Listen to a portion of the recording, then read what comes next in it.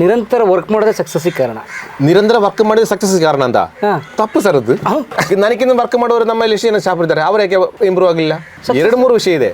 ಈ ಕಾಲದಲ್ಲಿ ಬಿಸ್ನೆಸ್ ಮಾಡ್ಲಿಕ್ಕೆ ಸಾಧ್ಯ ಆದಾಗ ಇನ್ನು ಲೈಫಲ್ಲಿ ಬಿಸ್ನೆಸ್ ಮಾಡ್ಲಿಕ್ಕೆ ಇಲ್ಲ.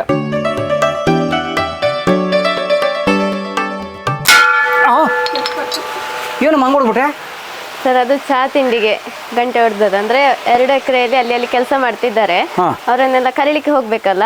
ಇದು ಗಂಟೆ ಹೊಡೆದ್ರೆ ಅವರು ಬರ್ತಾರೆ. ಗಂಟೆ ಹೊಡೆ ಬರ್ತಾರೆ. ಸೊ ಇದೇ ತರ ಫ್ಯಾಕ್ಟ್ರಿ ತರ ಹೊಡೆದಿಲ್ಲ ಒಂದ್ಸಲ? ಹೊಡಿ ಅಲ್ಲ 2 ಸಲ ಹೊಡೆದ ಮತ್ತೆ ಇಲ್ಲೋ ನಟಿ ಅಂತ ಓಡಬಿಟ್ರೆ? ಇಲ್ಲ, ಬರ್ತಾರೆ ಸರ್. ಊಟಕ್ಕೆ ಸಹ ಗಂಟೆ ಹೊಡೆಯುವಂಥದ್ದು, ಮಧ್ಯಾಹ್ನ ಊಟಕ್ಕೆ, ಮತ್ತೆ 4 ಗಂಟೆ ಚಾಯಕ್ಕೆ ಸಹ ಗಂಟೆ ಹೊಡೆದ್ರೆ ಆಯ್ತು, ಬರ್ತಾರೆ. ಹಂಗೆ? ಹೌದು. ಟೆನಿಸ್ ಕೃಷ್ಣ ಹೇಳ್ತಾರಲ್ಲ, ಇನ್ನ ಬೆಲ್ಲು ಹೊಡೆದಿಲ್ವೇ ಅಂತಾರಲ್ಲ, ಹಂಗೆ ಇದು. ಇನ್ನು ಬೆಲ್ಲು ಹೊಡಿಲಿಲ್ವೇ? ಸೊ ಈಗ ಟೀ ಬ್ರೇಕ್ ಈಗ ಆಕ್ಚುಲಿ ಜಾಗದಿಲ್ಲ ಅವ್ರ ಫಾರ್ಮಲ್ಲಿ, ಬರೀ ನಾವು ಟೀ ಕುಡಿದು ಮುಂದಕ್ಕೆ ಹೋಗೋಣಂತೆ.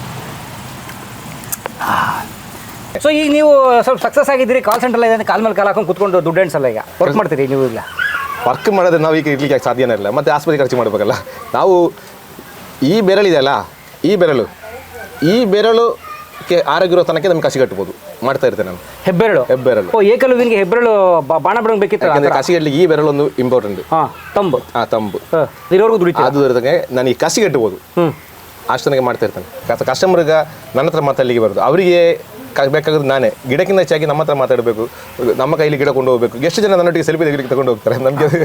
ಆಗ ನಮಗೆ ಒಂದು ಕಸ್ಟಮರ್ ಮಾತಾಡೋದು ನಮಗೆ ಸಮಾಧಾನ ಇಲ್ಲ. ಓಕೆ, ಆದಷ್ಟು ನಾವು ಮಾತಾಡ್ತೇವೆ, ಗಿಡ ಅವ್ರಿಗೆ ಸರ್ವಿಸ್ ಕೊಡ್ತೇವೆ. ಬಟ್ ನೀವು ಹಿಂಗೆ ಬಿಸಿಲಲ್ಲಿ ಓಡಾಡ್ಕೊಂಡು ದುಡಿತಾ ಇದ್ರೆ ನಿಮ್ಗೆ ಸಮಾಧಾನ, ಸಂತೋಷ ಕೂಡ. ನಾನೊಂದು ಹೇಳ್ತೇವೆ, ಇದು ಯಾವುದು ಶಾಶ್ವತ ಅಲ್ಲ. ಈಗಿನ ಟ್ರೆಂಡು, ಈಗ ಜನ ಇದ್ದುಕೊಂಡು ಕೆಲಸ ಮಾಡಿಸ್ತಾರೆ, ಅದೆಲ್ಲ ನಮಗೆ ಯಾವತ್ತೂ ಒಂದೇ ಲೆಕ್ಕ. ಕೊರೋನಾ ನಮ್ಮ ಎಲ್ಲಿ ಕೊಂಡು ಹೋಗಿದ್ರಿ ನಾವು? Full dead end. ಆದರೆ ಇನ್ನೂ ಮುಂದೆ ನಮಗೆ ಇದೇ ಥರ ಬಿಸ್ನೆಸ್ ಕಂಟಿನ್ಯೂ ಬರ್ತಾವ. ನಾವು ಈ ಥರದಲ್ಲಿ ಎಷ್ಟು ವರ್ಷ ಇರ್ತೀರಿ ಯಾವುದಕ್ಕೆ ಗ್ಯಾರಂಟಿ ಇಲ್ಲ. ಇದ್ದಷ್ಟು ಟೈಮಿಂದ ನಮಗೆ ದುಡಿತಾ ಇದ್ರೆ ಮನಸ್ಸಿಗೆ ಸಂತೋಷ, ಬಂದ ಕಸ್ಟಮರ್ಗೆ ಸಂತೋಷ. ಇದೇ ಕೆಲಸ ಬಿಟ್ಟು ಬೇರೆ ಯಾವುದು ಕೆಲಸನೇ ಗೊತ್ತಿಲ್ಲ. ಆದರೆ ಈ ಕೆಲಸ ಭಾಳ ಹೆಮ್ಮೆಯಲ್ಲಿ ನಾನು ಸಣ್ಣ ಪ್ರಾಯದಿಂದ ಮಾಡ್ತಾ ಇದ್ದೇನೆ. ಅದರಿಂದಾಗಿ ಈಗ ಎಷ್ಟು ಸ್ಟಾಫಿನವರು ನಾನು ನಿಲ್ಲಿಸಿದ್ರು ನನಗೆ ಗೊತ್ತಿದ್ದಾಗೆ ಅನುಭವ ಅವರಿಗೆ ಇರುವುದಿಲ್ಲ. ಅವರು ಕೆಲವರು ಬರ್ತಾರೆ, ಕೆಲವರು ಹೋಗ್ತಾರೆ. ಆದರೂ ನಾವು ಇಲ್ಲಿ ಪರ್ಮನೆಂಟ್ ಆಗಿ ನಾವು ಇಲ್ಲಿ ಇರ್ತೇನಲ್ಲ. ಸ್ಟಾಫ್ ಬರ್ಬೋದು ಹೋಗ್ಬೋದು, ನೀವು ಪರ್ಮನೆಂಟ್ ಇರಲೇಬೇಕಲ್ಲ. ನಾವು ಇದರಲ್ಲಿ ಅಪ್ಡೇಟ್ ಆಗಿರಬೇಕು. ಬರೋ ಕಸ್ಟಮರ್ದು ಇಂಟ್ರೆಸ್ಟ್ ಯಾವುದಂತ ಅವರಿಗೆ ಗೊತ್ತಾಗಲ್ಲ, ನನಗೆ ಗೊತ್ತಾಗಬೇಕು. ಅವರಿಂದ ನಮಗೆ 10 ನಿಮಿಷ ಮಾತಾಡೋಕೆ ಏನಾದರೂ ಹೊಸದು ನಮಗೆ ನಾಲೆಜ್ ಬರಬೇಕು. ಮತ್ತು ನಾವು ಇಲ್ಲಿ ಡೇಟೇನು ದುಡಿತೇವೆ. ಫ್ರೀ ಇರುವಾಗೆಲ್ಲ ಪಿಕ್ಚರಿಗೆ ಹೋಗ್ತೇವೆ, ನಾಟಕಕ್ಕೆ ನೋಡಲಿಕ್ಕೆ ಹೋಗ್ತೇವೆ, ದೇವಸ್ಥಾನಗಳಿಗೆ ಹೋಗ್ತೇವೆ, ಎಲ್ಲ ಫಂಕ್ಷನ್ಗೆ ಹೋಗ್ತೇವೆ ನಾವು. ಎಲ್ಲ ಲೈಫ್ ಅಟೆಂಡ್ ಮಾಡ್ತೀವಿ ನಾವು. ಪ್ರತಿ ವರ್ಷ ನಾವೊಂದು ನರ್ಸರಿ ಟೂರೇ ಮಾಡ್ತೇವೆ. ಈ ವರ್ಷ ನಾವು ಮೈಸೂರು ದಸರಾಗೆ ಹೋಗಿದ್ದೆ. ಟಿ ಮಾಡಿ ಎಲ್ಲರನ್ನ ಕರೆದುಕೊಂಡು. ಇಡೀ ನಿಮ್ಮ ಸ್ಟಾಫ್ ಅಲ್ಲ, ಒಬ್ಬರನ್ನ ಮಾತ್ರ ಇಲ್ಲಿ ನೀರು ಬಿಡ್ಲಿಕ್ಕೋಸ್ಕರ ಬಿಟ್ರಿ. ನಾವು ಆ ಥರ ನಾವು ಫುಲ್ ಟೈಮ್ ಕೂತುಕೊಳ್ಳೋ ಒಂದು ಸ್ವಭಾವದವರಲ್ಲ. ನಾವು ಆಕ್ಟಿವ್ ಆಗಿರಬೇಕು, ಇದ್ದಷ್ಟು ಟೈಮ್ ಆಕ್ಟಿವ್ ಆಗಿರಬೇಕು ಅಷ್ಟೇ. ಕಸ್ಟಮರಲ್ಲಿ ಬರುವಾಗಲೂ ಅವರು ಒಂದು ಗಿಡ ತಗೊಳ್ಳಿಕ್ಕೆ ಹೋಗ ನಾನೇನು ಆಲೋಚನೆ ಮಾಡಿ, ನಾನು ಒಂದು ಗಿಡ ಕೊಡಬೇಕಾದ್ರೆ ಅದರದ್ದು 200 ರೂಪಾಯಿ ಗಿಡ ಕೊಡಬೇಕಾದ್ರೆ 250 ರೂಪಾಯಿ ವ್ಯಾಲ್ಯೂ ಇರಬೇಕಂತ ನನ್ನ ಮನಸ್ಸಲ್ಲಿದೆ. ಆ ಪ್ರಾಡಕ್ಟನ್ನು ನಾನು 200 ರೂಪಾಯಿಗೆ ತಗೊಳ್ತಾನ, ಆದರೆ ನಾನು ಮಾರ್ತೇನೆ. ಓಕೆ, ಈಗ ಒಂದು ಪ್ರಾಡಕ್ಟು ನನ್ನ ಮನಸ್ಸಿಗೆ 200 ರೂಪಾಯಿಗೆ, ಈ ಪ್ರಾಡಕ್ಟ್ ನನಗೆ ಬೇಕಾದ ಪ್ರಾಡಕ್ಟ್ 200 ರೂಪಾಯಿಗೆ ನಾನು ತೆಗೊಳ್ತಾನೆ, ನನ್ನ ಮನಸ್ಸಲ್ಲಿದ್ದರೆ ಮಾತ್ರ ನಾನು ಅದನ್ನು ಮಾರ್ತೇನೆ. ಇಲ್ಲಾಂದರೆ ನಾನು ಹೇಳ್ತೇನೆ, ನೋಡಿ ಸರ್ ಆ ಗಿಡ ಹೆಲ್ದಿ ಗಿಡ ಇಲ್ಲ, ಇನ್ನು ನೆಕ್ಸ್ಟ್ ಟ್ರಿಪ್ ನಿಮಗೆ ಕೊಡುವ. ಮತ್ತು ನಾವು ಚೆನ್ನಾಗಿ ಬೆಳೆಸಿ ಗಿಡ ಇನ್ನು ಅದಕ್ಕೆ ಸ್ವಲ್ಪ ಗೊಬ್ಬರ ಎಲ್ಲ ಕೊಟ್ಟು ಒಂದು 6 ತಿಂಗಳು 1 ವರ್ಷ ಬೆಳೆಸಿದೆ ಅದಕ್ಕೆ ರೇಟ್ ತಗೊಳ್ತೇವೆ. ಆದರೆ ಅದಕ್ಕೆ ಅಷ್ಟು ವ್ಯಾಲ್ಯೂ ಇದ್ದರೆ ಮಾತ್ರ ತಗೊಳ್ತೇವೆ. ಓಕೆ, ಒಟ್ಟು ಸುಮ್ಮನೆ ಕೂರಂಗಿಲ್ಲ ನೀವು? ಸುಮ್ಮನೆ ಕೂರಂಗಿಲ್ಲ ಸರ್, ಅದು ತಾವು ಮಾತಾಡಲಿಕ್ಕೆ ಅಷ್ಟೇ. ಸುಮಾರು ಜನ ಕೇಳಿದಿರಿ ಅದು. ಏಜು? ನನಗೀಗ 42 ವರ್ಷ ಆಯಿತು. 10 ಹಾಫ್ ಸೆಂಚುರಿ ಬಂದಿದ್ದೀರಾ? ಹಾಫ್ ಸೆಂಚುರಿ ಆಯಿತು. ಬಹುಶಃ ನಿಮ್ಮ ಹೆಲ್ತ್ಗೂ ಅದೇ ಕಾರಣ, ಕಂಟಿನ್ಯೂಸ್ ಹೆಲ್ತ್. ಈಗ ನಾವು ಏನು ದಪ್ಪ ಏನಿಲ್ಲ, ಅದು ಆರೋಗ್ಯವಾಗಿದ್ದೇವೆ. ಹಾಗಾದ್ರೆ ನನ್ನ ಪ್ರಕಾರ ನಾನು ಅರ್ಥ ಮಾಡ್ಕೊಂಡಿದ್ದು, ನಿರಂತರ ವರ್ಕ್ ಮಾಡೋದೇ ಸಕ್ಸಸ್ಸಿಗೆ ಕಾರಣ. ನಿರಂತರ ವರ್ಕ್ ಮಾಡಿದ್ರೆ ಸಕ್ಸಸ್ ಕಾರಣ ಅಂತ ತಪ್ಪು ಸರ್ ಅದು. ಯಾಕೆ? ಕಂಟಿನ್ಯೂಸ್ ವರ್ಕ್ ಮಾಡಿದಲ್ಲಿ ನಮಗೆ ಏನು ಸಕ್ಸಸ್ ಮಾಡಲಿ ಆಗಲ್ಲ. ಯಾಕೆ? ನೀವು ಮಾಡ್ತಾ ಇದ್ದಲ್ಲ ಕಂಟಿನ್ಯೂಸ್ ದುಡಿಮೆ. ಸರ್, ನಮ್ಮಲ್ಲಿ ಎಷ್ಟೋ ಜನ ಹಾರ್ಡ್ ವರ್ಕ್ ಮಾಡೋರಿದ್ದಾರೆ, ಅವರಿಗೆ ಸಕ್ಸಸ್ ಆಗೋದಿಲ್ಲ. ಸ್ಮಾರ್ಟ್ ವರ್ಕ್ ಮಾಡಬೇಕು. ನನ್ನ ತಾಯಿ ಒಂದು ವಿಷಯ ಹೇಳಿದ್ದೀರಿ ನನ್ನ ಹತ್ರ. ಸಣ್ಣ ಪ್ರಾಯ, ನನಗೆ ನನ್ನ 2 ವರ್ಷದಲ್ಲಿ ನನ್ನ ತಂದೆ ತೀರೋದು. ಅವರು 2 ವರ್ಷದಲ್ಲಿ ನನ್ನ ಅಪ್ಪ ತೀರೋಗಿದ್ದಾರೆ. 2 ವರ್ಷ ತಂದೆ? ತಾಯಿಯನ್ನು ನಮ್ಮನೆ ಬೆಳೆಸಿದ. ಆಗ ಕೆಲಸ ಮಾಡೋದಲ್ಲಿ ತಾಯಿ ಒಟ್ಟಿಗೆ ಎಲ್ಲ ಕೆಲಸಕ್ಕೆ ಒಟ್ಟಿಗೆ ನಾವು ತಾಯಿ ಕೆಲಸ ಮಾಡೋದಲ್ಲಿ ಹೋಗುವಾಗ ಎಲ್ಲರೂ ಮಧ್ಯಾಹ್ನ ಹೊತ್ತಿಗೆ ರಶ್ಶಿಗೆ ಹೋಗೋಗಲು ನನ್ನ ತಾಯಿ ನನ್ನ ಒಟ್ಟಿಗೆ ಏನಾದರೂ ಕೆಲಸ ಮಾಡುವಾಗೆಲ್ಲ ನಮಗೆ ಕೇಳಿದ ನನ್ನ ಹತ್ರ ಹೇಳಿದ ತಾಯಿ ಹೇಳಿದ ಪದ ಉಂಟು ನನ್ನ ಹತ್ರ. ಮಲಯಾಳದಲ್ಲಿ ಹೇಳಿದರೆ, ಕನ್ನಡದಲ್ಲಿ ಹೇಳ್ತಾನೆ. ತಾಯಿ ನನ್ನ ಹತ್ರ ಒಂದು ಹೇಳಿದ್ದಾರೆ, ಗಡಿಗಾರ ನೋಡಿ ಕೆಲಸ ಮಾಡಿದವ ಯಾವಾಗಲೂ ಕೆಲಸದವನಾಗಿ ಉಳಿತದ್ದು. ಗಡಿಗಾರ ನೋಡದೆ, ಟೈಮ್ ನೋಡದೆ ಕೆಲಸ ಮಾಡ್ತಾರಲ್ಲ, ಅವರು ದನಿಯಾಗಿ ಚೇಂಜ್ ಆಗ್ತದೆ ಅಂತ. ಅದೊಂದು ಮೇನ್ ಪಾಯಿಂಟ್ ಸರ್. ನಿಮ್ಮ ತಾಯಿ ಹೇಳಿದ್ದು? ತಾಯಿ ಒಂದು ಹಳೆ ಮಾತು ಹೇಳಿದ್ದಾರೆ ಅವರು, ಅದು 100ಕ್ಕೆ 100 ಸೇರಿ. ಆಮೇಲೆ ಹಾರ್ಡ್ ವರ್ಕ್ ಮಾಡಿ ನೆಲೆಗೊಂಡು ಈ ಕಾಲದಲ್ಲಿ ಏನು ಪ್ರಯೋಜನ ಇಲ್ಲ. ಸ್ಮಾರ್ಟ್ ವರ್ಕ್ ಮಾಡಬೇಕು. ಸ್ಮಾರ್ಟ್ ವರ್ಕ್ ಅಂತ ಹೇಳಿದ್ರೆ ಈಗ ನಾವು ಅಪ್ಡೇಟ್ ಆಗ್ತಾ ಇರಬೇಕು. 15 ವರ್ಷ ಮುಂಚೆ ನನ್ನ ಬಗ್ಗೆ ಇಲ್ಲಿ ಒಂದು ಸಣ್ಣ ನ್ಯೂಸ್ ಅಡಿಕೆ ಪತ್ರಿಕೆಯಲ್ಲಿ ಬಂದದಕ್ಕೆ ನಾನು ಇವತ್ತು ನನಗೆ ಇಷ್ಟು ನನಗೆ ಬೆಳೆದಿದ್ದೀನಿ. ಆವಾಗ ಎಲ್ಲರೂ ಓದುವರು ಮಾತ್ರ. ಇವಾಗ ಸೋಷಿಯಲ್ ಮೀಡಿಯಾ ಬಂದ ಮೇಲೆ ಎಲ್ಲರೂ ಹೇಳ್ತಾರೆ ಓದೋದು ಕಡಿಮೆ ಆಗಿದೆ ಅಂತ. ಕಡಿಮೆ ಆಗಿದಲ್ಲ, ಈಗ ಸೋಷಿಯಲ್ ಮೀಡಿಯಾ ಬಂದ ಮೇಲೆ ಓದೋದು ಜಾಸ್ತಿ ಆಯಿತು. ಆದರೆ ಬೇಕಾದದು ಬೇಡಾದದು ಸೆಲೆಕ್ಟ್ ಮಾಡಲಿಕ್ಕಿಲ್ಲ, ಎಲ್ಲ ಓದ್ತೇವೆ. ಈಗ ಆವಾಗ ಸೆಲೆಕ್ಟೆಡ್ ಓದ್ತಾ ಇತ್ತು, ಇವಾಗ ಎಲ್ಲವೂ ಓದ್ತಾರೆ. ಓದಿರೊಟ್ಟಿಗೆ ವಿಶುಲ್ ಆಗಿ ನೋಡ್ತಾರೆ. ಆ ಟೈಮಲ್ಲಿ ಆ ಆಪರ್ಚುನಿಟಿ ಎಲ್ಲ ನಾವು ಜಾಸ್ತಿ ಉಪಯೋಗ ಮಾಡ್ಕೊಳ್ಬೇಕು. ನಮ್ಮ ಬಿಸ್ನೆಸ್ಗೆ ಆಗಲಿ ಲೈಫಿಗೆ ಆಗಲಿ ಹೊಸ ಹೊಸ ನಾಲೆಜ್ ಎಲ್ಲ ನಮಗೆ ಅದರಲ್ಲಿ ಸಿಗ್ತದೆ. ಈಗ ನಾನು ಇಷ್ಟು ಪ್ರಾಡಕ್ಟ್ ಇಲ್ಲಿ ಮಾಡಿಕೊಂಡಿಟ್ಟಿದ್ದೀರಿ, ನಮಗೆ 10 ಜನಕ್ಕೆ ತಿಳಿಸ್ಲಿಕ್ಕೆ.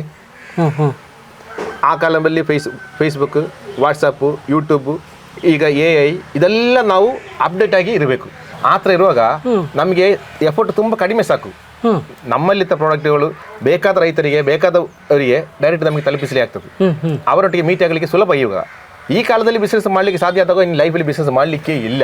ಈಗ ಈ ಡಿಜಿಟಲ್ ಕಾಲದಲ್ಲಿ ಬಿಸ್ನೆಸ್ ಮಾಡೋಕ್ಕಾಗದೇ ಇರೋನು ಇನ್ಯಾವತ್ತು ಬಿಸ್ನೆಸ್ ಮಾಡಲಿಕ್ಕೆ ಸಾಧ್ಯ ಇಲ್ಲ ಅವನಿಗೆ. ಸೂಪರ್ ಓಪನ್ ಆಗಿ ಹೇಳ್ತಾ ಇದ್ರಲ್ಲನು. ಕಾಲ ಅಷ್ಟೇ ಚೇಂಜ್ ಆಗಿದೆ ಸರ್. ಮತ್ತು ನಮಗೆ ಲೋಕಲ್ ಕಸ್ಟಮರ್ ಅನ್ನ ಮಾತ್ರ ಅಲ್ಲ ವ್ಯಾಪಾರ ಆಗೋದು. ಈಗ ಗ್ರೋಸರಿ ಅಂಗಡಿ ಯಾವುದು ಬಿಟ್ಟು ಸ್ವಲ್ಪ ವೈಲ್ಡ್ ಆಗಿ ನಾವು ಬಿಸ್ನೆಸ್ ಮಾಡಿ ಡೆವಲಪ್ ಆಗಬೇಕಂತ ನಾವು ಎಕ್ಸ್ಪ್ಯಾಂಡ್ ಮಾಡಬೇಕು, ಎಕ್ಸ್ಪೋಜರ್ ತಗೋಬೇಕು. ನೀವು ಚೆನ್ನಾಗಿ ಸೋಷಿಯಲ್ ಮೀಡಿಯಾ ಬಳಸ್ಕೊಂಡಿದ್ದೀರಿ. ಸೋಷಿಯಲ್ ಮೀಡಿಯಾ ಮಾತ್ರ ಅಲ್ಲ, ಕಾಲಕ್ಕೆ ತಕ್ಕ ಎಲ್ಲವನ್ನು ಬೆಳೆಸ್ಕೊಂಡಿದ್ದೇವೆ. ಆ ಟೈಮಲ್ಲಿ ಪೇಪರ್ ಬರ್ತಿತ್ತು. ನನ್ನ ಬಗ್ಗೆಯಲ್ಲಿ ಎಲ್ಲ ಪೇಪರಲ್ಲಿ ಆರ್ಟಿಕಲ್ ಬಂದಿದ್ದೇವೆ. ಇವಾಗ ಯೂಟ್ಯೂಬಿನ ಕಾಲ, ಇವಾಗ ಲೇಟೆಸ್ಟ್ ಎಲ್ಲ ಯೂಟ್ಯೂಬಲ್ಲೂ ಇದ್ದೀರಾ? ಇದೆ. ಸುಮಾರು ಯೂಟ್ಯೂಬಿನ ಚಾನಲ್, ತುಂಬ ಚಾನಲ್ಗಳಲ್ಲಿ ಮತ್ತು ನಮ್ಮ ವಿಷುವಲ್ ಮೀಡಿಯಾಗಳಲ್ಲಿ ಎಲ್ಲಿ ಪ್ರೋಗ್ರಾಮ್ ಇದ್ದರೂ ನಾವು ಅದಕ್ಕೆ ಹೋಗಿ ನಮಗೆ ಗೊತ್ತಿದ್ದ ವಿಷಯಗಳನ್ನು ಅವರಿಗೆ ಕಳಿಸಿಕೊಡುತ್ತೆ. ಹೇಳಿದ್ರೆ ನಾವು ದುಡ್ಡಿಗೋಸ್ಕರ ಅಲ್ಲ, ಈ ಕೆಲಸದೊಟ್ಟಿಗೆ ನಾವು ದುಡ್ಡು ಆಸೆ ಪಡೆಯದೆ ನಾವು ಹೆಲ್ಪ್ ವರ್ಕ್ ಮಾಡಿದರೆ ದುಡ್ಡು ನಮಗೆ ಹಿಂದೆ ಬರ್ತದೆ. ನಾನು ತುಂಬ ಯೂನಿವರ್ಸಿಟಿಗಳಿಗೆ ಕಸಿ ಕಳಿಸಲಿಕ್ಕೆ ಹೋಗಿದ್ದೇವೆ.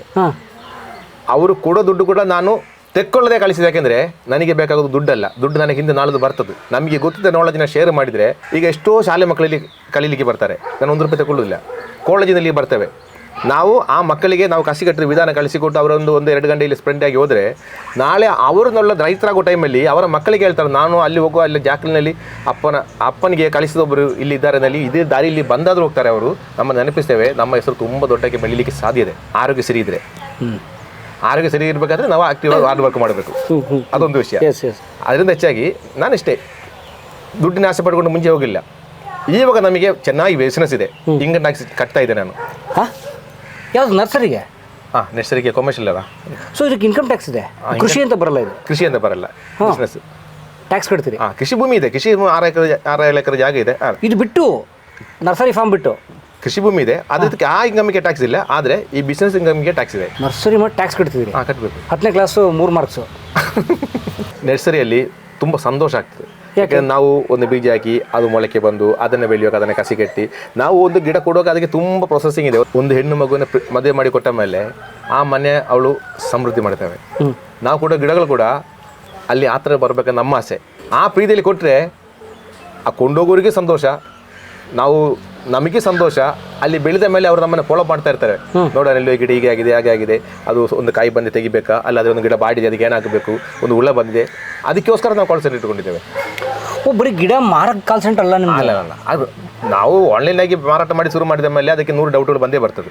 ಅದಕ್ಕೆಲ್ಲದೂ ನಾವು ಸಜ್ಜರಾಗಿದ್ದಾಗೆ ಅದಕ್ಕೆ ಕೂಡ ನಾವು ಏನು ಮಾಡಿದ್ರೆ ನಮ್ಮಲ್ಲಿ ಸ್ಟಾಫ್ನವರನ್ನು ಇಲ್ಲಿ CPCRI ಇಲ್ಲಿ ನರ್ಸರಿ ಟ್ರೈನಿಂಗ್ ಕೋರ್ಸನ್ನು ಪಾಸ್ ಮಾಡಿಸಿದ್ವಿ. ಯಾರು ಈ ಮೇಡಮ್ಗಳು? ನರ್ಸರಿ ಟ್ರೈನಿಂಗ್ ಕೋರ್ಸನ್ನು ಸೆಂಟ್ರಲ್ ಗವರ್ಮೆಂಟ್ ಒಂದು ಪ್ರಾಜೆಕ್ಟ್ ಇದೆ, ನರ್ಸರಿ ಸ್ಕಿಲ್ ಡೆವಲಪ್ಮೆಂಟ್ ಅನ್ನಲ್ಲಿ. ಹೌದಾ? ಆ ಕೋರ್ಸನ್ನು ನಾವು ಪಾಸ್ ಮಾಡಿ ಅವರನ್ನು ನಾವೇ ಕರ್ಕೊಂಡು ಹೋಗಿ ಅಲ್ಲಿ ಕಳಿಸಿ ಟ್ರೈನಿಂಗ್ ಕೊಡಿಸಿ ಆ ಸರ್ಟಿಫಿಕೇಟ್ ಕೊಟ್ಟು ಆಮೇಲೆ ಅವರನ್ನು ಕೂತಳಿಸಿ. ಯಾಕಂದರೆ ಅದಕ್ಕೆ ತಕ್ಕ ಆನ್ಸರ್ ಕೊಡ್ಲಿಕ್ಕೋಸ್ಕರ. ಸೊ ನಿಮ್ಮಲ್ಲಿರೋ ಕಾಲ್ ಸೆಂಟ್ರಲ್ಲಿ ಇರುವಂಥ ಸ್ಟಾಫ್ ಎಂಪ್ಲಾಯೀಸು ಅವರು ಟ್ರೈನ್ಡ್ ಸ್ಕಿಲ್ಡ್ ಅವರು. ಸೊ ಯಾವುದೇ ನರ್ಸರಿ ಹೇಳಿದರೆ ಸೆಂಟ್ರಲ್ CPCRI ಇದೆ ಇಲ್ಲಿ, ಅದರಲ್ಲಿ ಡೆಲ್ಲಿಯಿಂದ ಬರೋಂಡ ಕೋರ್ಸ್ ಮಾಡಿಸ್ತಾರೆ ಅವರು. ಸೊ ಏನು ಡೌಟ್ ಬಂದರೆ ಅವರೇ ಆನ್ಸರ್ ಮಾಡ್ತಾರೆ. ಸೊ ಅದಕ್ಕಿಂತ ಹೆಚ್ಚು ಡೌಟ್ ಇದ್ದರೆ ನಾವು ಮಾಡ್ತೇವೆ. ನನಗೆ ಗೊತ್ತಿಲ್ಲದ ವಿಷಯ ಬಂದರೆ ನಮಗೆ ಗೊತ್ತಿರೋ ಥರ ಕೇಳಿ ಸೈಂಟಿಸ್ಟ್ ಹತ್ರ ಕೇಳಿ ಅದಕ್ಕೆ ನಾವು ಆನ್ಸರ್ ಕೊಡ್ತೇವೆ. Very nice. ಈ ಫೀಲ್ಡ್ಲಿಕ್ಕೆ ಬಂದು 30 ವರ್ಷ ಅಲ್ಲ. ನನ್ನ ತಾಯಿಗೆ ಸಣ್ಣ ಪ್ರಾಯದಲ್ಲಿ ಕೆಲಸ ಏನು ಗೊತ್ತಾ? ನರ್ಸರಿಯಲ್ಲಿ ತೊಟ್ಟ ತುಂಬಿಸಿ ಹೋಗಿರೋ ಕೆಲಸ. ತಂದೆ ಇರೋದ ಮೇಲೆ ನರ್ಸರಿಗಳಿಗೆ ತೊಟ್ಟೆಗೆ ಮಣ್ಣು ತುಂಬಿಸಿ ಗಿಡ ನೆಡುವ ಕೆಲಸಕ್ಕೆ ಸೋಷಿಯಲ್ ಫಾರೆಸ್ಟ್ರಿ ಕೇರಳದಲ್ಲಿ ಸಾಮಾಜಿಕ ಅರಣ್ಯ ಅಂದರೆ ಕಾಡು ಬೆಳೆಸ್ತಾರಲ್ಲ, ಬೆಟ್ಟ ಗುಡ್ಡಕ್ಕೆಲ್ಲ ತಗೊಂಡು ಪ್ಲಾಂಟೇಶನ್ ಮಾಡ್ತಾರೆ, ಅಲ್ಲಿಗೆ ನರ್ಸರಿ ಕೆಲಸಕ್ಕೆ ಹೋಗ್ತಾ ಇದ್ರಿ. ಆ ಪ್ರಾಯದಲ್ಲಿ ಈಗ ನಮ್ಮಲ್ಲಿಗೆ ಬರೋ ಎಷ್ಟೋ ಜನ ಹುಡುಗಿಯರ ಮಕ್ಕಳು ಇಲ್ಲಿ ಬರ್ತಾರಲ್ಲ ಆ ಥರನೇ ನನ್ನ ತಾಯಿಯೊಟ್ಟಿಗೆ ಆ ಪ್ರಾಯದಲ್ಲಿ ನಾನು ಆ ಕೆಲಸಕ್ಕೆ ಅಮ್ಮನೊಟ್ಟಿಗೆ ಆಟ ಆಡಿ ನೆಡ್ಸಲ್ಲಿ ಆಟ ಆಡಿ ಬೆಳೆದವ ಬರ್ತೀನಿ ಬೋರ್ಡ್ ನೆಡ್ಸರಿಂದ ಹೇಳ್ಬೋದು. ಓಕೆ. ಆದರೆ ಇದರ ಮಧ್ಯದಲ್ಲಿ ನಾವು ಖಾಲಿ ಟೈಮಲ್ಲಿ ಬೇರೆ ಬೇರೆ ಬೇರೆ ಬೇರೆ ಕೆಲಸಕ್ಕೆಲ್ಲ ಹೋಗಿದ್ದೇವೆ. ಆದರೂ ಕೂಡ ಈ ಒಂದು ಕೆಲಸನ ನಾವು ಸ್ಟ್ರಾಂಗ್ ಆಗಿ ಇಟ್ಕೊಂಡಿದ್ದೇವೆ. ನಮಗೆ ನರ್ಸರಿಗೆ ಎಕ್ಸ್ಪೀರಿಯನ್ಸ್ ಅಲ್ಲ, ನರ್ಸರಿದಲ್ಲೇ 2 ವರ್ಷದಿಂದ ಸಣ್ಣ ಪ್ರಾಯದಲ್ಲಿ ತಂದೆ ತೀರೋದ ಮೇಲೆ ತಾಯಿ ಕೆಲಸಕ್ಕೆ ಹೋದ ನರ್ಸರಿಯಲ್ಲಿ. ಸೊ ನಿಮ್ಗೆ ಒಂದು 45 ವರ್ಷದ ನರ್ಸರಿ ಅನುಭವ. ಯಾಕೆ 47 ಒಂದು 3 ವರ್ಷದ ಮಗು ನೋಡಿ, ಅದೇ ನಾವು ಪ್ರೊಫೆಷನಲ್ ಆಗಿ ನರ್ಸರಿ ಮಾಡಿ ಶುರುವಾಗಿ ಒಂದು 25 ವರ್ಷ. 25 ವರ್ಷ. ಅದರಲ್ಲೂ ಕೆಲವು ನಾವು ಶಾಲೆಗೆ ಹೋಗಬೇಕಾದ್ರೆ ಅಂಗನವಾಡಿಗೆ ಹೋಗಬೇಕಾದ್ರೆ ಅಂಗನವಾಡಿಗೆ ಸಣ್ಣ ಪ್ರಾಯದಲ್ಲಿ ಅಂಗನವಾಡಿಗೆ ಹೋಗಬೇಕಾದ್ರೆ ಒಳ್ಳೆ ದಾಟಿ ಹೋಗ್ಬೇಕು. ಒಳ್ಳೆ ದಾಟಿ ಸಣ್ಣ ಒಂದು ಒಳ್ಳೆ ದಾಟಿ ಹೋಗ್ಬೇಕು. ಯಾವರು ಕೇರಳದಲ್ಲಿ ತಿರುವನಂತಪುರಂ ಹಳ್ಳಿಯಲ್ಲಿ ಒಂದು ಕಿಳಿಮಾನೂರಿನಲ್ಲಿ ಹಳ್ಳಿ ಇದೆ. ಆ ಒಳ್ಳೆ ದಾಟಿ ಹೋಗುವಾಗ ನಮಗೆ ಚಳಿ ಆಗ್ತದೆ ಬೆಳಿಗ್ಗೆ. ನನ್ನ ಮನಸ್ಸಲ್ಲಿ ಈ ಗಿಡಗಳಿಗೆ ನೀರು ಹಾಕುವಾಗ ಅದು ನೀರಿನ ಭಾರದಲ್ಲಿ ಈಗ ಬಾಗುತ್ತೆ. ನನ್ನ ಮನಸ್ಸಲ್ಲಿ ಅದಕ್ಕೂ ಚಳಿ ಆಗ್ತದೆ ಅಂತ ಆ ಟೈಮಲ್ಲಿ ನನ್ನ ಚಿಂತೆ. ಓ, ನಾವು ಸ್ಕೂಲ್ಗೆ ಹೋಗುವಾಗ ಚಳಿ ಆಗುತ್ತೆ, ಗಿಡದ ನೀರಾಗಲು ಚಳಿ ಆಗುತ್ತೆ ಅಂತ. Okay okay. ಆ ಕಾಲದಲ್ಲಿ ನಮ್ಮ ಈ ದೇಶದ ಭೂಮಿಯನ್ನು ಹಾಳು ಮಾಡಲಿಕ್ಕೆ 2-3 ಗಿಡಗಳು ಬಂದಿದೆ, ಅಕ್ಕೇಶಿಯಾ ಅಂದದೆಲ್ಲ. ಆ ಗಿಡಗಳು ಸಹ ಅಲ್ಲಿ ಬೆಳೆಸಾಯಿತು ಆ ಟೈಮಲ್ಲಿ 45 ವರ್ಷ ಮುಂಚೆ.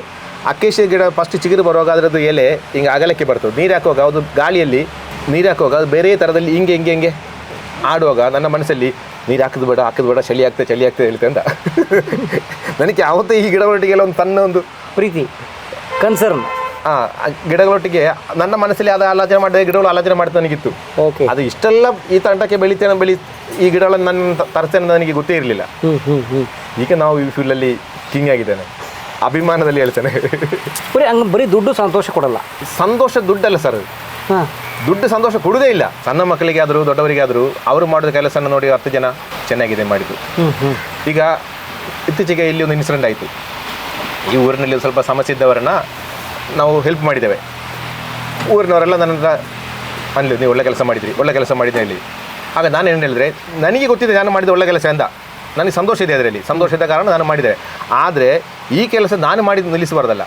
ನನ್ನ ಮಗನ ನೋಡಿ ಸಿಕ್ಕುವಾಗ, ನನ್ನ ಮಕ್ಕಳ ಸಿಕ್ಕುವಾಗ, ನನ್ನ ಹೆಂಡತಿ ಸಿಕ್ಕುವಾಗ ಅವರ ಹತ್ರ ಹೇಳಬೇಕು, ನಿನ್ನ ಗಂಡ, ನಿನ್ನ ಮಗ, ಪುಟ, ನಿನ್ನ ಅಪ್ಪ ಒಳ್ಳೆ ಕೆಲಸ ಮಾಡಿದ್ರೆ ಆಯಿತಾ.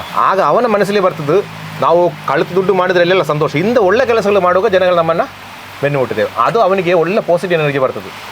ಈಗ ಸಣ್ಣ ಶಾಲೆಯಲ್ಲಿ ಹೋಗುವ ಅಷ್ಟೊಂದು ತಿಳುವಳಿಕೆ ಬರಲಿ, ಆದರೂ ಅವನ ಮನಸ್ಸಲ್ಲಿ ಈಗಲೇ ನಾವು ತುಂಬಿಸಬೇಕು. ನಮಗೆ ತುಂಬಿಸಬೇಕಂದಿಲ್ಲ, ಯಾಕಂದರೆ ನಮಗೆ ಒಂದು ತಂಡಕ್ಕೆ ಬಂದು ನಾವು ಒಂದು ಆವರೇಜ್ ಲೈಫ್ನಲ್ಲಿ ಹೋಗ್ತಾ ಇದ್ದೇವೆ. ಮಕ್ಕಳ ಮೇಲೆ ನಾವು ಈ ಥರ ಬೆನ್ನು ಮುಟ್ಟಿಸಬೇಕು. ಸೊ ನಿಮ್ಮ ರೊಟೀನ್ ಹೇಗಿರುತ್ತೆ ಒಂದು ದಿನಚರಿ? ಒಂದು ಕರೆಕ್ಟ್ ಟೈಮ್ ಟೇಬಲ್ ಲೈಫ್ ಅಲ್ಲ. ಟೈಮ್ ಟೇಬಲ್ ಇಟ್ಕೊಂಡು ಬದುಕೋರಲ್ಲ ನಾವು. ಈಗ ಕೆಲಸ ಎಲ್ಲ ಆಗಿ ಬಂದು ಕೂತ್ಕೊಳ್ಳುವಾಗ ಒಂದು ಮನಸ್ಸು ಬರೋದು, ಒಂದು ಪಿಕ್ಚರ್ಗೆ ಜೈ ಹೋಗಿ ಆಯಿತು ಅಷ್ಟೇ. ನಾವು ಇಲ್ಲಿಂದ ಬೆಂಗಳೂರಿಗೆ ಬಸ್ ಹತ್ತಿ ಕೂತಿದ್ದೇವೆ. ಹಾಸನದಲ್ಲಿ ಹೋಗುವಾಗ ನನಗೆ ಏನಾದರೂ ಒಂದು ಅನ್ನಿಸ್ತು, ಅಲ್ಲಿ ಇಳಿದು ಬಿಡ್ತೇವೆ. ತುಂಬ ದೂರ ಹೋಗಬೇಕಾದ್ರೆ ಒಬ್ಬನೇ ಹೋಗಬೇಕು, ಫಾಸ್ಟ್ ಹೋಗಬೇಕಾದ್ರೆ ಗುಂಪಾಗಿ ಹೋಗ್ಬೇಕಂತ, ಗ್ರೂಪಾಗಿ ಹೋಗ್ಬೇಕಂತ. ನಾನು ಜಾಸ್ತಿ ದೂರ ಎಲ್ಲ ಹೋಗೋದು ಒಬ್ಬನೇ ಹೋಗೋದು, ಯಾಕಂದರೆ ನಮ್ಮ ಟೈಮಿಗೆ ನಮಗೆ ಬೇಕಾದ ಹೋಗಿ ಬರ್ಲಿಕ್ಕೆ ಆಗ್ತದೆ. ಆ ಥರನೇ ಇಲ್ಲಿ ಸಹ ಹಾಗೆ ಡಿಸಿಷನ್ ತಗೊಳ್ಳಿಕ್ಕೆ 10 ಜನ ಆಲೋಚನೆ ಮಾಡಿ ತುಂಬ ಆಲೋಚನೆ ಮಾಡಿ ತೆಗೆಯುವಾಗ ಇಲ್ಲ. ಆವಾಗ ಏನು ಬರ್ತದೆ, ಮತ್ತು ನನಗೆ ಜಾಸ್ತಿ ಆಲೋಚನೆ ಬರೋದು ಟಾಯ್ಲೆಟ್ ಕೂತ್ಕೊಳ್ಳುವಾಗ. ನನ್ನ ಟಾಯ್ಲೆಟ್ನಲ್ಲಿ ಪೇಪರ್ ಮತ್ತು ಪೆನ್ ಇಟ್ಟಿದ್ದೇವೆ ಕೆಲವು ವಿಷಯಗಳು ಬರೀಲಿಕ್ಕೆ. ಟಾಯ್ಲೆಟಲ್ಲಿ ರೈಟಿಂಗ್ ಪ್ಯಾಡು. ಯಾಕೆ ಅಲ್ಲಿರುವಾಗ ನಮಗೆ ಮನಸ್ಸಿಗೆ ಸಮಾಧಾನದಲ್ಲಿ ತುಂಬ ಆಲೋಚನೆ ಬರ್ತದೆ. ಸಿಕ್ಕಿದ ಕ್ವಶನಿಗೆಲ್ಲ ಆನ್ಸರ್ ಅಲ್ಲಿ ಬರೋದು. ಯಾರು ಡಿಸ್ಟರ್ಬ್ ಮಾಡಲ್ಲ, ಅನಿಲ್ ಹೇಗಿದ್ದೀರಾ ಅಂತ ಕೇಳಲ್ಲ, ಅದು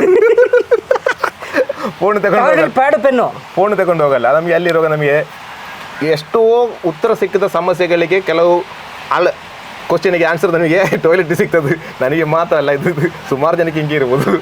ಅದು ಯಾರಿಗೆ ಹೇಳಿಕ್ಕೆ ಇರಲಿಕ್ಕಿಲ್ಲ. ಯಾರಿಗೆ ಟಾಯ್ಲೆಟಲ್ಲಿ ಉತ್ತರ ಸಿಗುತ್ತೆ ಅವ್ರು ಕಮೆಂಟ್ ಹಾಕಿ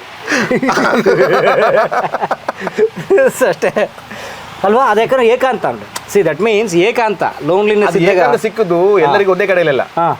ಕೆಲವರಿಗೆ ಸಮುದ್ರ ಬದಿಯಲ್ಲಿ ಸಿಕ್ಬೋದು, ಕೆಲವರಿಗೆ ಸಂತಲೇ ಸಿಗ್ಬೋದು, ಮಾರ್ಕೆಟಲ್ಲೇ ಸಿಗ್ಬೋದು, ಗಿಜಿ ಇದ್ದಾಗಲೇ ಅಲ್ಲಿ ಸಿಕ್ಕೋರು ಕೂಡ ಇದ್ದಾರೆ. ಐಡಿಯಾಗಳು ಸಿಕ್ಕುದು ಮತ್ತು ಆಪರ್ಚುನಿಟಿ ಅದು ನಾವು ಯಾವಲ್ಲಿ ಸಿಕ್ಕುದಿಲ್ಲ. ಬಿಸ್ನೆಸ್ನಲ್ಲಿ ಗೊತ್ತಿರೋದೇ, ಎಲ್ಲರಿಗೂ ಗೊತ್ತಿರೋದೇ 80-20 ಮೆಥಡ್. ಏನದು 80-20 ಅಂತ ಹೇಳಿದ್ರೆ, ನಮಗೆ ಬರೋದು ಬಿಸ್ನೆಸ್ನಲ್ಲಿ 80% ಬಿಸ್ನೆಸ್ ಬರೋದು ಒಂದು 20% ಕಸ್ಟಮರಿಂದ. ಆ 20% ಕಸ್ಟಮರ್ ನಾವು ಎಕ್ಸ್ಟ್ರಾ ಕೇರ್ ಕೊಟ್ಟು ಅವರಿಗೆ ಬೇಕಾದ ಎಲ್ಲ ಸಜೆಷನ್ಸು ಅವರದ್ದು ನಾವು ಅವರಿಗೆ ಆನ್ ರೋಡ್ ಆನ್ ಸ್ಪಾಟ್ ಇರಬೇಕಾದ್ರೆ ಅವ್ರನ್ನ ಫೋನ್ ಬಂದರೆ ಕರೆಕ್ಟಾಗಿ ಅವ್ರಿಗೆ ಆನ್ಸರ್ ಕೊಟ್ಟುಕೊಂಡು ಎಲ್ಲ ಆ 80% ಕಸ್ಟಮರ್ ಅಲ್ಲ ನಮಗೆ, ಆ 20% ಕಸ್ಟಮರ್ನ ನಾವು ಚೆನ್ನಾಗಿ ನೋಡ್ಕೊಳ್ಬೇಕು. ಆ 80% ಕಸ್ಟಮರ್ನ ನಾವು ಸೆಕೆಂಡಲ್ಲಿ ಇಟ್ಕೊಳ್ಬೇಕು. ಆ 20% ನಾವು ಚೆನ್ನಾಗಿ ಇಟ್ಕೊಂಡ್ರೆ ನಮಗೆ 80% ಬಿಸ್ನೆಸ್ ನಮ್ಮದು ಓಕೆ ಆಯಿತು, ಆರಾಮ್ ನಡೀತದೆ. ಇದೆಲ್ಲ ಎಲ್ಲಿ ಕಲ್ತ್ರಿ? ಇದೆ ಎಲ್ಲರೂ ನಾವು ಬಿಸ್ನೆಸ್ ಮಾಡ್ಲಿಕ್ಕೋಸ್ಕರ ಎಲ್ಲ ಕಸ್ಟಮರ್ ಒಂದೇ ಲೆಕ್ಕ ಇಟ್ಕೊಂಡ್ರೆ ಆಗೇನೆ ಇಟ್ಕೊಂಡು ಇವತ್ತಿನ 80% ಕಸ್ಟಮರು ನಾಳೆ 20%ಗೆ ಬರೋ ಚಾನ್ಸ್ ಇದೆ ಅಂತ ಆಲೋಚನೆಯಲ್ಲಿ ವ್ಯಾಪಾರ ಮಾಡಬೇಕು. ಈ 80% ನಾವು ಅವಾಯ್ಡ್ ಮಾಡೋದಲ್ಲ, ಅವರಿಗೆ ಕೊಡುವ ಗಿಡಗಳಿಗೆ ಸಹ ನಾವು ಎವರು ನಾಳದು ನಮ್ಮದು 80%ಗೆ ಬರಬೇಕಂತ ತೋಟದಲ್ಲಿ ನಾವು ಗಿಡ ಕೊಟ್ಟರೆ ಅವ್ರು ಈ ಗುಂಪಿಗೆ ಬರ್ತಾರೆ. 80 ಕೂಡ ಒಂದು 20% ಮೇಲೆ ಬರೋ ಚಾನ್ಸಸ್ ಇರ್ತದೆ. ಕರೆಕ್ಟ್.